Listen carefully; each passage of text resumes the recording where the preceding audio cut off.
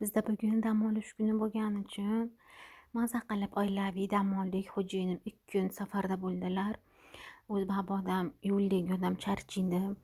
Yo'ldan charchab kechasi keluvdilar. Ertasiga dam oldilar. Почти kuni bo'yi.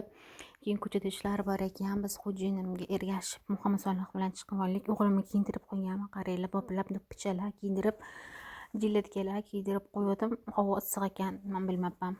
Ko'chaga chiqsak havo issiq. Keyin yechib qo'ydim jiletkasini. Xo'jayinim ko'chada ishlarni bitirib kelganlaridan keyin kechga bizni har doim olib boradigan joylari burgersga olib bordilar. Boshqa joyga olib boray deydilar. Men yo'q dedim. Chunki ko'p joydagidan yeb ko'rdik. Dostavka qilib uyga. To'g'risi umuman yoqmadi. Men bilasizlar, yog'li narsa umuman yeyolmayman. Lavashni ichidan shopillab yog'lar chiqib tursa, вообще appetitim buziladi.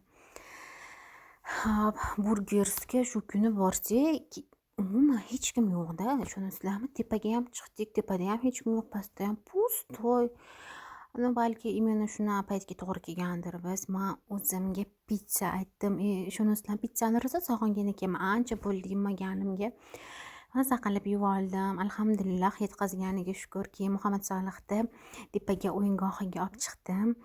Bitta xola nevaralar bor ekan, o'sha yerda ishlar ekanda. U xola nevaralari kelib turar ekan, qarashgani. Muhammad Solihda keyin uchirib beraman deb, voy zo'rg'a ishonib berdim. Uchiraladimi, yo'qmi, yiqitib yuborsachi deb. Yo'q, вообще zo'r qizcha ekan. Hali gapga ustida chaqqon qizcha ekan. Muhammad Solih birinchi marta bunaqada uchgani uchun sal qo'rqib yig'ladi. Keyin uyga olib kelib, Muhammad Solihni cho'miltirib uxlatdim.